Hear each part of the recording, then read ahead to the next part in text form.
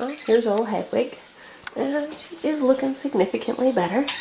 She still has the giant egg bump, but as I said, I'm not really sure there's an egg in there. At least not, one with a shell. So, I have started her on antibiotics, and she's recovered from being knocked out with the medical marijuana oil, and she seems to be on the mend. She's still clearly not feeling 100%, so I'm going to keep up the antibiotics, but I think she's going to pull through. So that's for everybody who's been rooting for Hedwig. Her Verde's in there taking good care of her. And that would be Royal all by himself, because, let's back out a little bit, because this pie, the recessive pie, is in that box. Yay!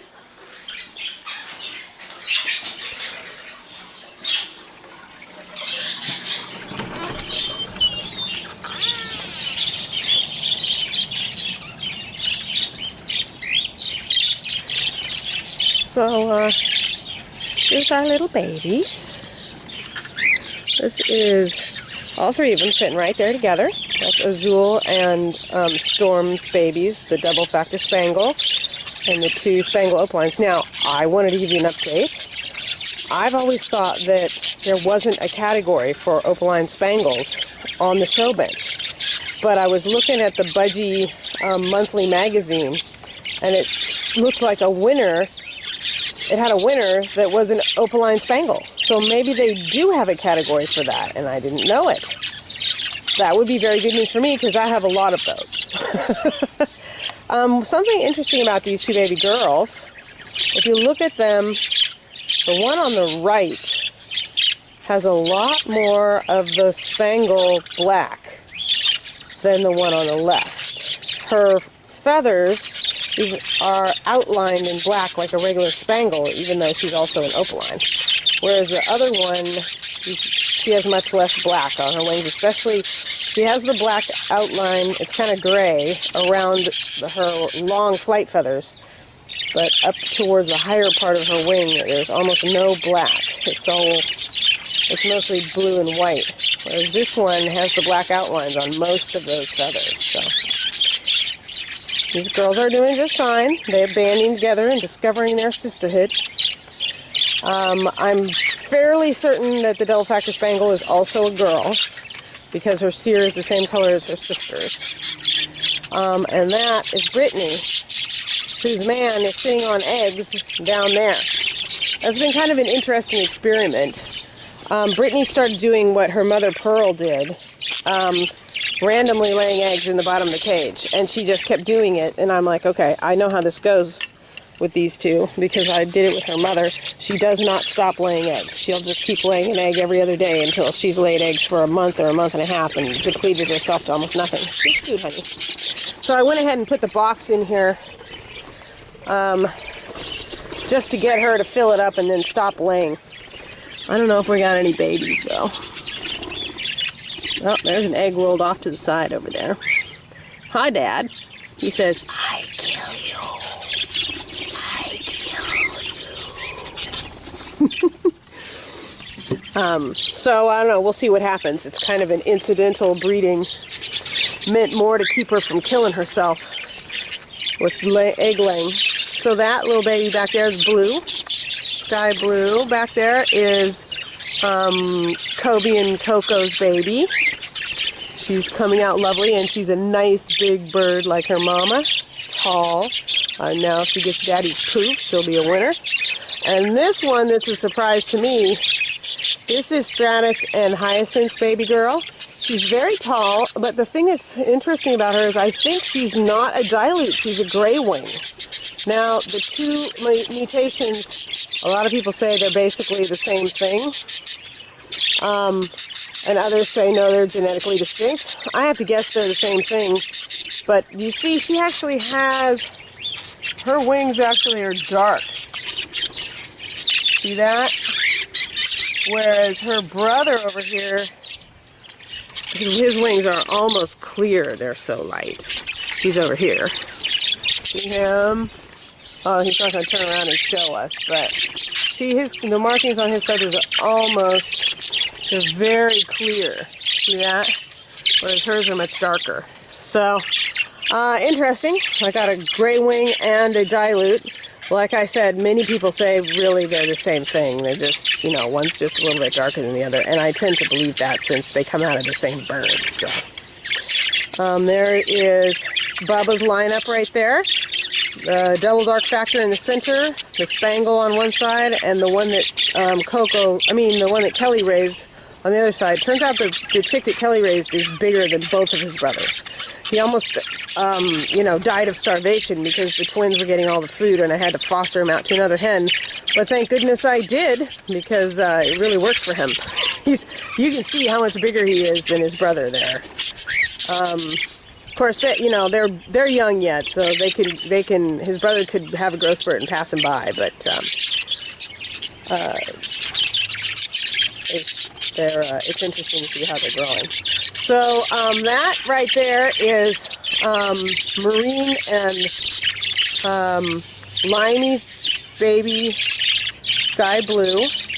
He split to Opaline. He split to Texas Clear Body, and his brother, the yellow-faced one, is right there.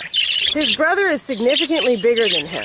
And yesterday I cleaned out the bottom of the cages. Isn't that clean? Look at that.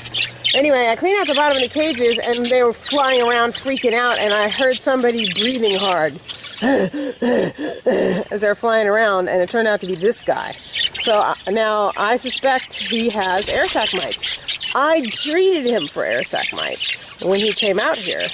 But he's smaller than his brother, so his brother's outgrowing him, and he's having trouble breathing. So I treated them both for air sac mites. I think I might be starting to see a pattern here. When I treat them with ivermectin, that's Blue sitting next to him, good old Blue. When I treated them with ivermectin, it makes them sick.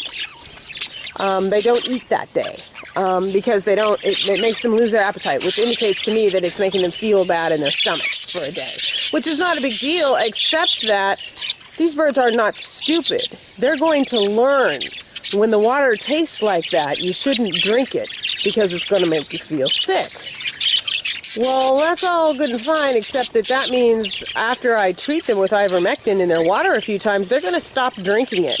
These birds can hold out for a day without drinking anything, so it's going to become less effective. So I'm having relapses with birds that I just treated with ivermectin. I just treated Gray and Cloudy as well. So I begin to think that perhaps they're starting to figure out what the taste is and not to drink it. So I might be needing to switch my treatment into the air sac mite eliminator, which you put directly onto their skin, just because they're learning not to drink the ivermectin in the water because it gives them a tummy ache. So that's a kind of a news flash as far as health goes. I may end up making a video on that if this trend persists. Okay. I just want to take a look at our babies. They are so pretty. Look at Peabody here. Now, Peabody is Azul and Storm's baby from last time around. He's about 7 months old now, and he is quite the magnificent guy. As you can see, he's doing his big molt, so his cobalt blue is fading into a turquoise cobalt blue, and he's getting all his floofy feathers all over his face and stuff. He's going to be quite the showbird. Because he's growing in some nice feather finally. But he's the big brother to the little threesome of girls I just showed you in the other cage. So that's a taste of things to come. And this purple guy is Royal's son, Royal and Matilda's son. And I almost thought I'd let him go, but then I thought, you know what? If Royal's out of the breeding program, I don't have any purple birds anymore. And this guy is that stunning.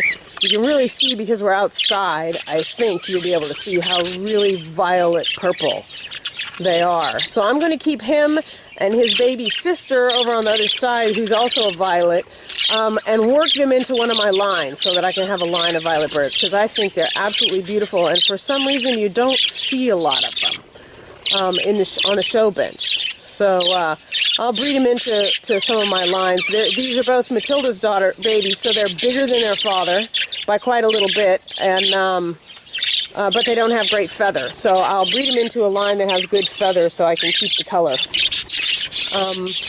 Okay, so that's the update. In here we have, that is Dusty back there, who is infertile.